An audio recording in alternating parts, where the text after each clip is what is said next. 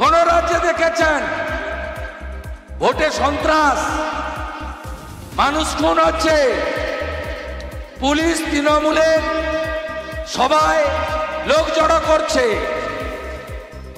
এই কদিন আগে বউবাজারে সভা করলো তৃণমূল নেতাই, আমাকে রাত্রে মোবাইল করে বলল যে যা পুলিশ তার থেকে লোক হাফে রকম। এত পুলিশ নির্ভর এবং পুলিশকে ব্যবহার করা। এই বিনীত গোয়েল এখানকার সিপি, তিনি তো কালী পুজোর দিন মমতা ব্যানার্জির বাড়িতে জুতো আর মোজা খুলে পরিবেশনের কাজ করেন। কলকাতা পুলিশের এসপি ছেলেদের নিয়ে যাওয়া হয় অনিচ্ছা সত্ত্বেও, উপায় নেই, কালিম্পং পাঠিয়ে দিবে, দার্জিলিং পাঠিয়ে দিবে। তারা সবাই কোমরে গামছা বেঁধে সিভিল ড্রেসে নোংরা ফেলার যে গাড়ি কর্পোরেশনের, তাতে খাওয়ারের প্যাকেট তুলে তুলে নিয়ে বিতরণের কাজ করে। ওরাই ছবি তুলে আমাকে পাঠায় আর আমি টুইট করে দিই, মুখ দেখাতে পারে না পরের দিন বাজারে। এইভাবে পুরো সিস্টেমটাকে নষ্ট করে দিচ্ছে পিসি ভাইপো।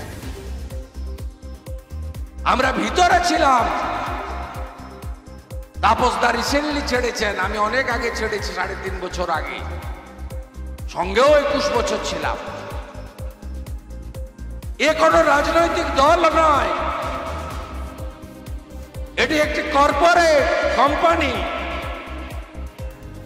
এখানে সবাই কর্মচারী, গ্রেড আছে, কেউ কন্ট্রাকচুয়াল, কেউ ক্যাজুয়াল, কেউ গ্রুপ ডি, কেউ গ্রুপ সি, কেউ গ্রুপ বি, কেউ গ্রুপ এ। মালিকের নাম মমতা ব্যানার্জি, ম্যানেজিং ডাইরেক্টরের নাম উনার আলালের দুলাল ভাইপো অভিষেক ব্যানার্জি। ঠিক যেমন CESC, Ramanath Goenka chairman, Sanjiv Goenka MD. এখন সঞ্জীব গোয়েঙ্কা চেয়ারম্যান, তার ছেলে এমডি। গণতন্ত্রের পক্ষে ভীষণ বিপজ্জনক। কোপারেটিভের ভোট বন্ধ, কলেজ ইউনিভার্সিটির ছাত্র সংসদের ভোট বন্ধ। আমরা তো কলেজ থেকে উঠে এসেছি ক্লাসে ক্লাসে ডায়াসিং করে। সিপিএম 1 টাকা 50 পয়সা ট্রাম বাসে ভাড়া বাড়িয়ে দিলে রাস্তায় নেমে পড়তাম। ছাত্র সংসদের ভোট হতো, প্রতিযোগিতা হতো, সবাই লড়তো, সিপি লড়তো, এসএফআই লড়তো, এআইএসএফ লড়তো, এবিভিপি লড়তো, এআইডিএসও লড়তো। কি মজা! গণনা হতো, একটা দল জিতত, সংসদ চালানোর দায়িত্ব নিত,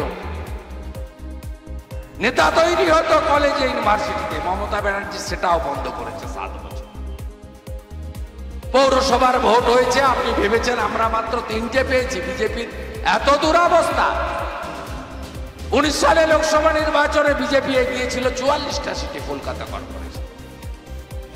21-এর বিধানসভা ভোটে ভারতীয় জনতা পার্টি এগিয়েছিল প্রায় 24-25টা সিটে। 3টে আসন ভোট হয়েছে। ওই ইভিএম এ ভিভিপ্যাট আছে, আপনারা কর্পোরেশনে ভোট দিয়েছেন ভিভিপ্যাট ছাড়া ইভিএম। পঞ্চায়েতে কি হলো দেখলেন না? 1 কোটি গ্রামের লোককে ভোট দিতে দেয়নি। 1 কোটি গ্রামের লোককে, 6 কোটি ভোটার। এই বিপজ্জনক গণতন্ত্রের পক্ষে 21 সালে নির্বাচনের পরে বেলেঘাটার অভিজিৎ সহ 57 জনকে খুন করল, ইনক্লুডিং মগরাহাটের প্রার্থী মানস সাহা। 1 লাখ হিন্দুকে ঘরছাড়া করেছে। আমাদের ভিডিও ভালো লাগলে লাইক এবং শেয়ার করুন। কমেন্ট সেকশনে গিয়ে জানান আপনাদের মতামত।